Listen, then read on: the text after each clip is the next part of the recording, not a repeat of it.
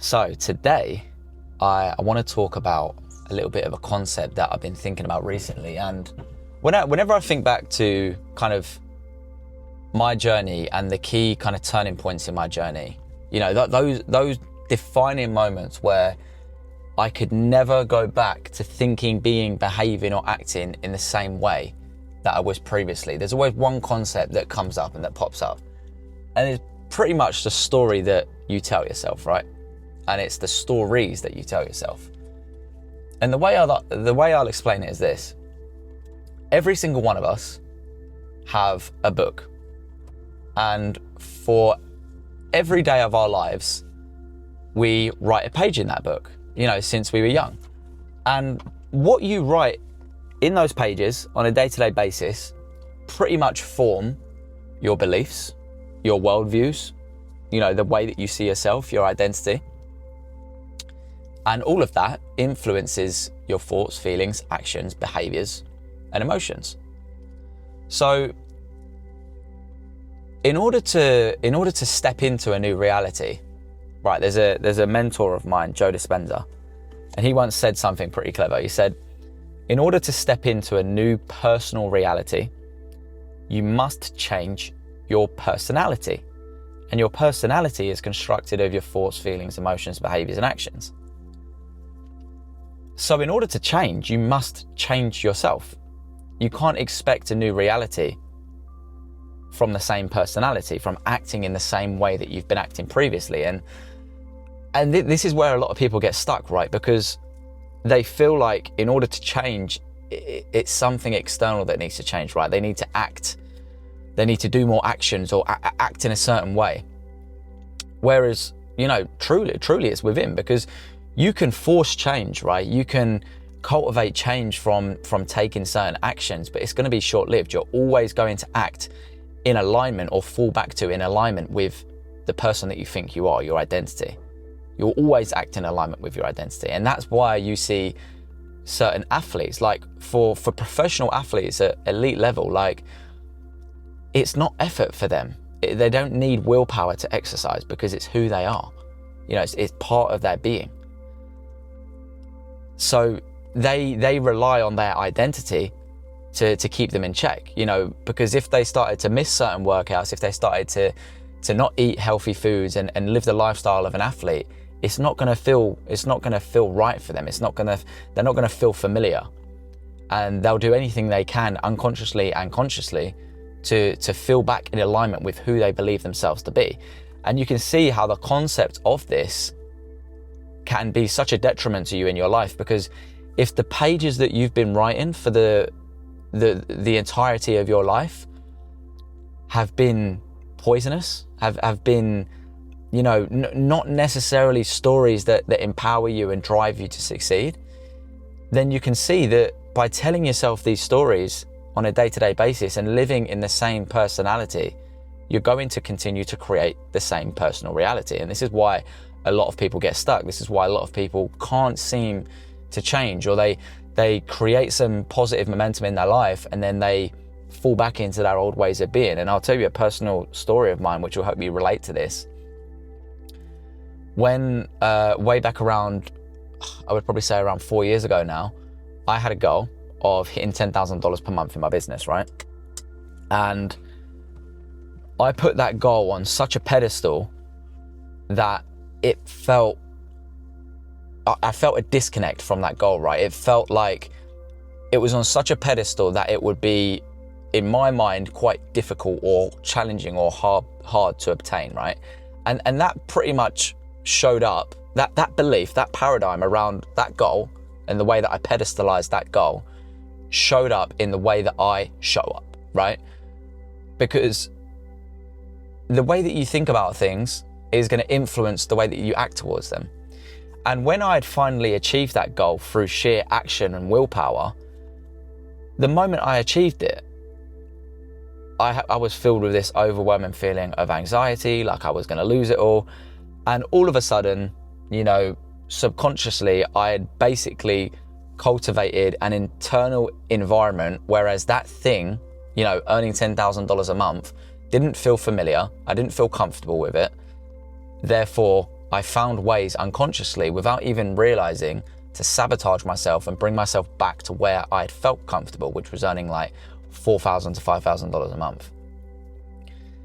And there's a great mentor of mine, Ed Milet, that uses the analogy of your internal thermostat, right? So we all know how a thermostat works in a house, and I've talked about this concept before, but I'll do it again because obviously the theme of this video. You set your house or your internal thermostat to your house to around 25 degrees. If the external circumstances of the environment around your house try to raise that temperature, you know, if it's summer and it's hot outside, whatever it may be, your thermostat in your home is going to keep it at that level. And it's the same, you know, idea as if it was below, right? If the external circumstances of the environment or external temperature were bringing your house below 25 degrees, the thermostat's going to kick in, or the heaters are going to kick in, and it's going to bring it back up to 25 degrees. Now, if we go back to my story about earning $10,000 a month and how it didn't feel familiar, didn't feel comfortable, one could say that, you know, when I was earning $10,000 a month, my thermostat was programmed to earn $5,000 a month. So subconsciously, there was this aircon machine that kicked in and cooled the house back down, or cooled my internal thermostat back down to where I felt familiar, where I felt comfortable, which was $5,000 a month. And this is why a lot of people say you must become the person before you become the person. And it's true. You know, it's not so much about the external actions or what you do externally, it's all internal, man. And when you truly detach from the certain goals or the certain things that you want to achieve and just focus on being that person, you know, we've all heard of the concept, you know, focus on the process, fall in love with the process.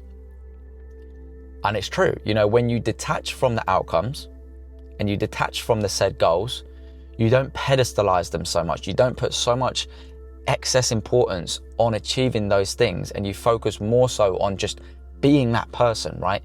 Living in alignment with the type of person that could achieve that thing.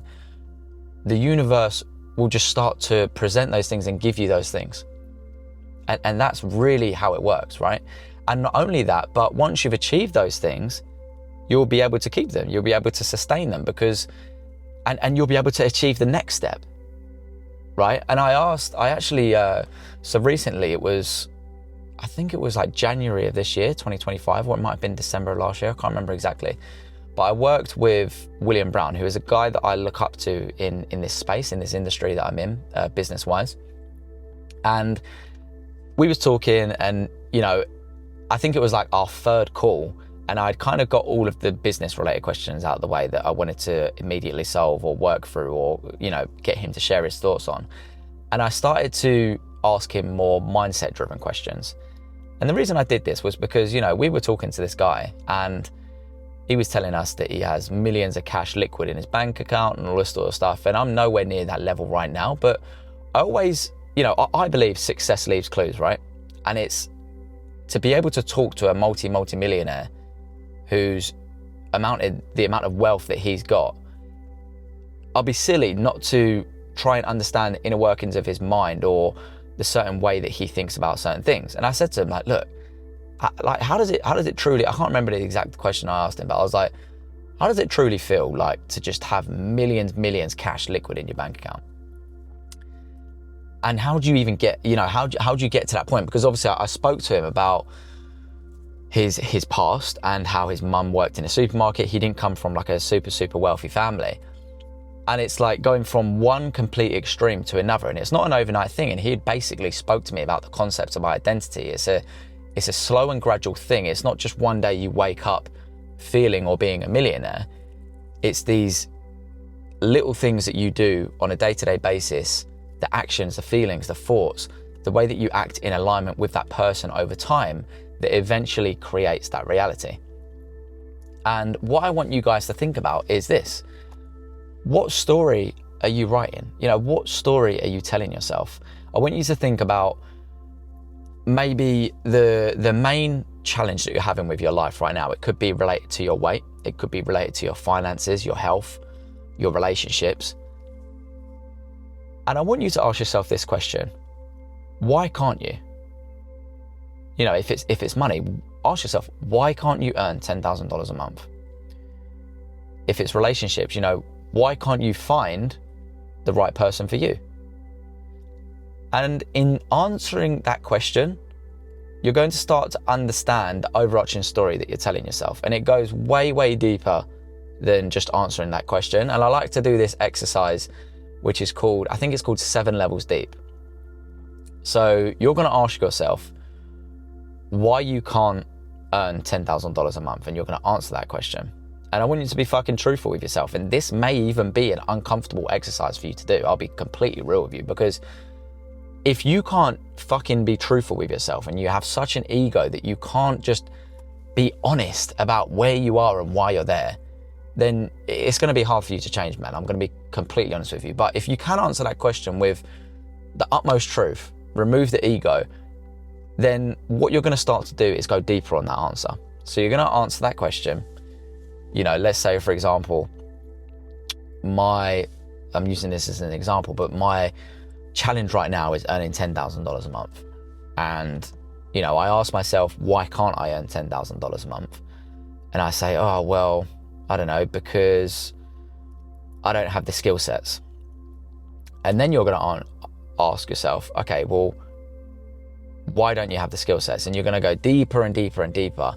And it's called 7 levels deep. And you're eventually going to get to the core of that problem or that issue or this story that you're telling yourself. And at the core of that issue is essentially going to be a belief, right? It's going to be a paradigm. It's going to be something that was instilled in you maybe from a very young age that you're consciously at a surface level not aware of.